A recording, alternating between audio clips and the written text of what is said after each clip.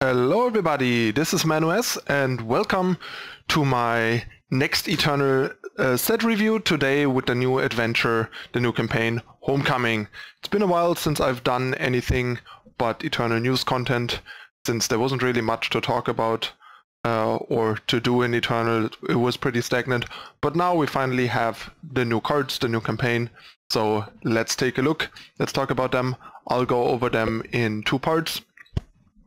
And yeah, just discuss them card by card as usual. So before we get going, hit the subscribe button, turn on notification icon to not miss out on future content, because now we got material for interesting new deck techs and stuff in the future if you're new to the channel. Also, please consider whitelisting YouTube on your ad block or turning off ad block to help support the free content. Thanks for that, and now on to the Homecoming cards. Alright, so first we have a card that was spoiled before, Casualties of the Course, but it's a card that I haven't reviewed yet in a news video. So yeah, it's a 2-mana non-fast spell. It's a removal. It deals 1 damage to one of your units and 4 damage to an enemy unit or a site.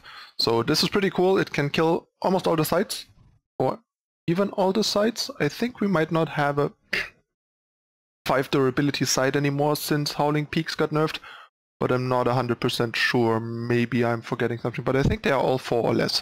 So this destroys any side, if I'm not mistaken, and a fair share of units. The main issue is not so much that it deals 1 damage to one of your units, but more the fact that it requires you to have a unit to deal that 1 damage. You will usually find a unit that you can easily deal 1 damage to without any issue, but the problem is this only works in decks that have enough units, preferably also enough early units, so this is an early enough removal. Like for example, this costs 2, but you usually cannot play it on turn 2, because first of all, most decks, especially decks that would want to play this, likely won't have many 1-drops, if any. And the 1-drops, and most 1-drops in the game have 1 toughness, 1 health, so they would die to it. So this is more of a turn 3 or turn 4 play, especially turn 4 play with smugglers and merchants. But aside from that limitation, the card's actually pretty nice. Having something that costs 2 and deals 4 is still pretty solid. Kills a bunch of stuff that Torch can't kill, and especially killing sites is like the big draw here. Without the side killing aspect, the card wouldn't be that great, since the 1 extra damage over Torch, or the 1 power more, and without going to phase and being fast, and the other limitations are yeah, pretty strong. But it is an interesting card, especially for markets. Like, it seems like a pretty great red market card, especially for smugglers, because the smuggler automatically enables the mode, and it's super flexible and pretty cheap. And with, for example, the Skycrack smuggler, it even deals 5 damage. But keep in mind, I'm pretty sure it also deals 2 damage to your units. So if you use it on your Skycrack smuggler, you're gonna kill it. But it's easy to check. You can just look at the card before you play it and then see if both damage numbers are altered. But I'm like 99.9% sure that since both are damage sources and spell damage doesn't check where the damage is dealt or whatever, it just amplifies all damage mentioned on the card by +1. So yeah, this is gonna kill your Skycrack smuggler, so you might need another creature in that case. But for example, with the Rakano smuggler, this seems like a pretty sweet market card. So I would guess this is kind of like a potential nice market card, market removal for, say, an X-Toon deck with 8 red smugglers. So yeah, we'll see if it shows up anywhere else outside of being a great market card. Next we have Door Knocker, a card that was previously spoiled and that I already discussed. The card is about as bad as it looks and you would think, in my opinion. It's very expensive and quite underpowered. And even on an empty board, it just doesn't do a whole lot. Like, you end up with a 1/3 double damage, which is not great and pretty poor, especially for like 4 power. And if the doorbot dies, the weapon dies normally, so it's not like you get any kind of real card advantage out of it. Then we have Demand Death, the card that our team got to preview. And yeah, if you read my quote in Jaffa's preview article, that's roughly still where I stand. Drawing 4 cards, then playing a unit drawn this way, just to die at the end of your next turn, is a pretty bad deal, I think.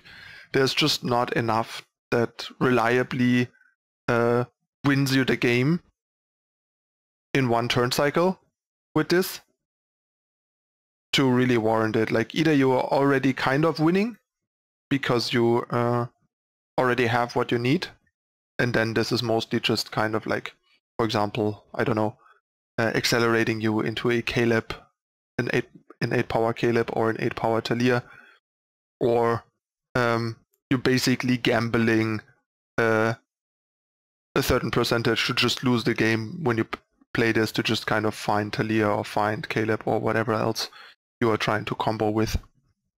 And yeah, also if the game ends in one turn cycle, drawing 4 extra cards is also not that valuable because you have only so much time to use them. You probably already spent most of your power that turn to play Demand Death, so you probably don't even have enough time to play your remaining cards in hand and the 4 cards you drew with Demand Death. So yeah, I think the card is quite flawed and very risky.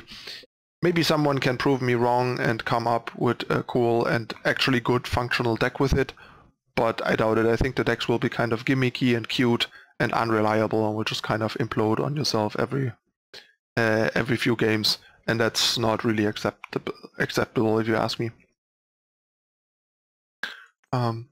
Next we have Gunrunner. This is actually kind of a cool card. It's a bit expensive, costs 4 power, is a 4/2 with quick draw and has pledge, but if you have pledge this game, you get to play a 3/1 relic weapon, and even without pledging, you and your units have quick draw.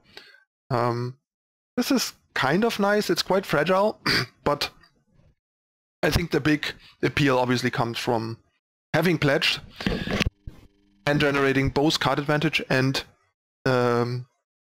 sort of like a lot of momentum, since the 3/1 relic weapon has quick draw because you have quick draw from Gunrunner, and then you can basically play this, kill something for free with 3 or less health,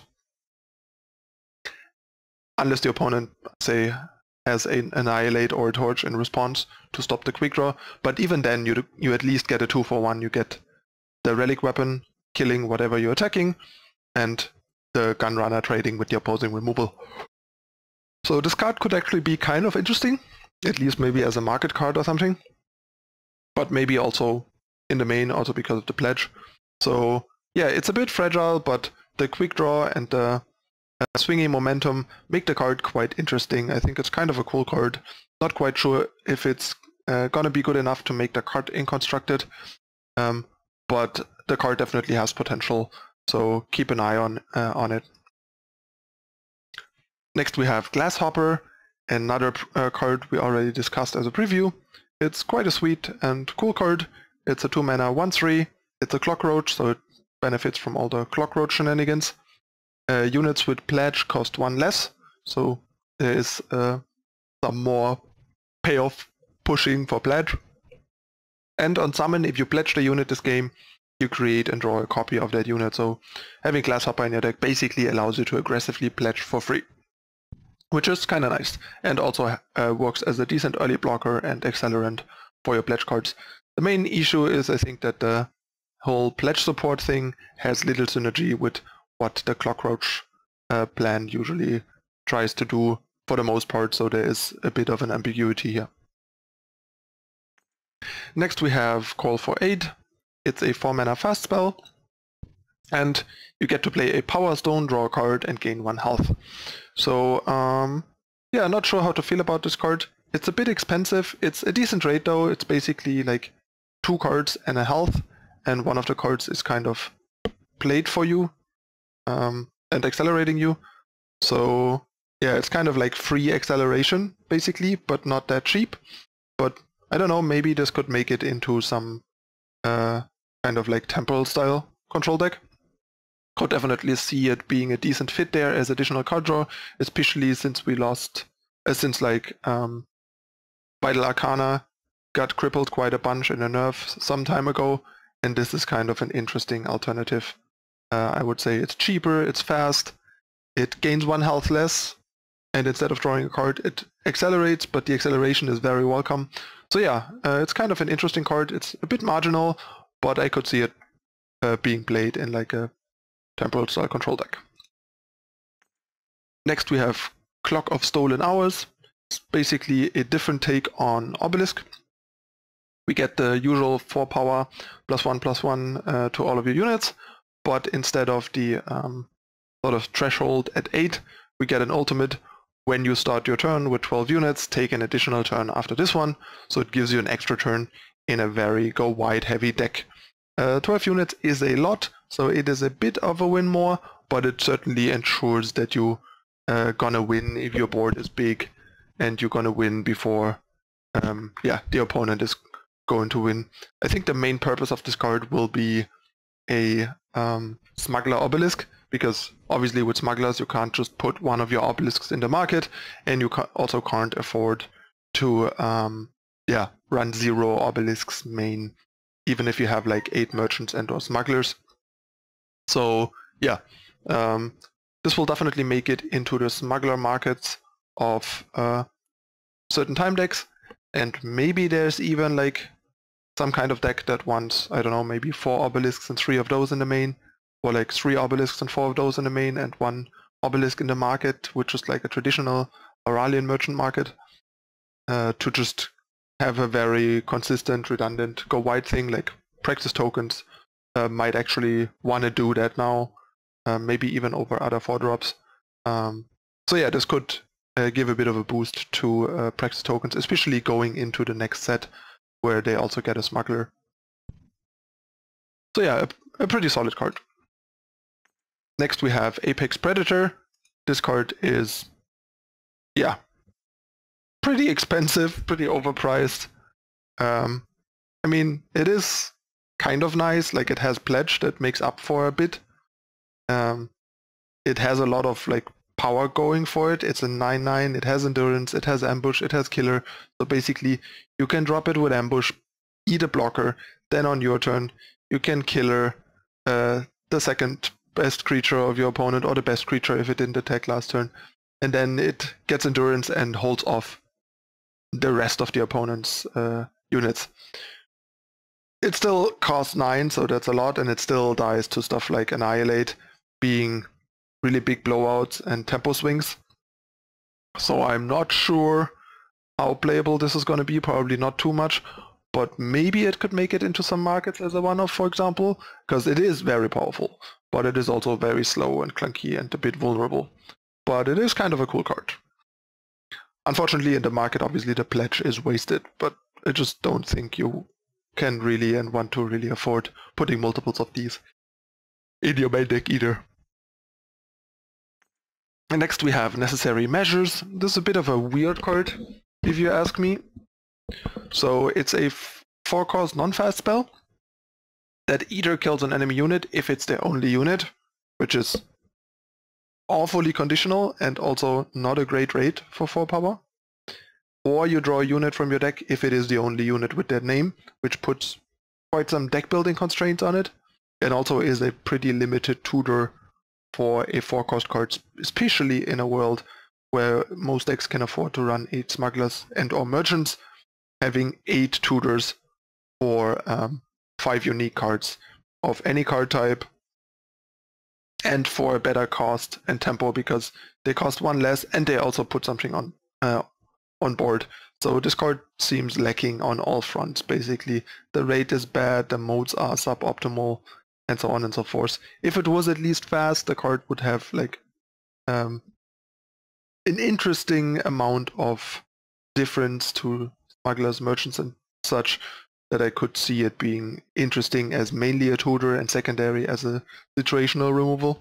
But the way it is, I don't think this card is particularly playable. Sorry about that.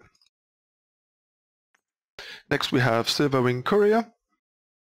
So this is a 5-cost 6/3 flying. And if you have pledged this game, it's invulnerable to damage, which is decent but not that great. There's still like plenty of removal that just kills it, so invulnerable to damage is just not that valuable. And if you haven't pledged, it is pretty bad because a 6/3 flyer for 5 is pretty underwhelming, and there are so many better 5-drops.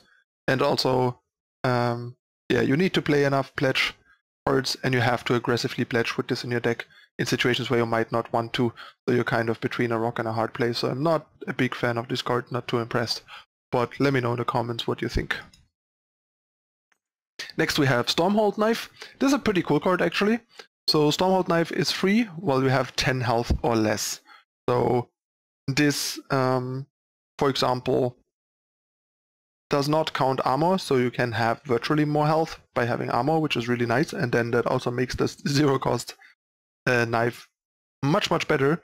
Like for example, imagine a deck with Throne Warden and this. You can just plop down a turn 5 Throne Warden, and if you're like went to 10 or less already because of some beatdown, you can just drop Stormhold Knife, suddenly have a 5/9 0-cost weapon and a 4/4 Aegis blocker, and just start mowing down your opponent's units. This is super brutal, super swingy. Card seems amazing in a justice heavy market. Might also be interesting in some kind of controlling mid-range deck or even like weapon control deck. Might give a boost to some kind of armory type strategy. We'll have to see. It's definitely an interesting card that is further bringing the hurt against aggro, which I'm not sure why it is doing that, because aggro is kind of in a terrible spot already. But yeah, here we go. And last but not least for part 2, we have Fatiha Merciful Orin, the 8-cost Fatiha Sian. She's a 6/6, like all the other 8-cost Sians. She has Aegis on unsummon. Each justice unit in your deck gets +6/+6 and Aegis. So this has some interesting implications for some kind of Aegis Rod deck. This could even be interesting for some kind of reanimator deck, reanimating this on turn 5 with a lot of like justice units in your deck, like, I don't know, Tavrod, Smuggler and stuff like that. So yeah, there might be something interesting to do with this.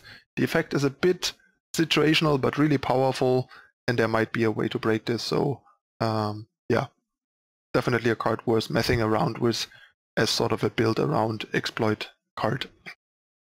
And yeah, that concludes the first part of the Homecoming set review. I will be back in a moment with part 2 with the remaining 14 cards to talk about them. And yeah, don't go anywhere just yet. Let me know in the comments what you think of the cards so far, and see you in a moment with part number 2.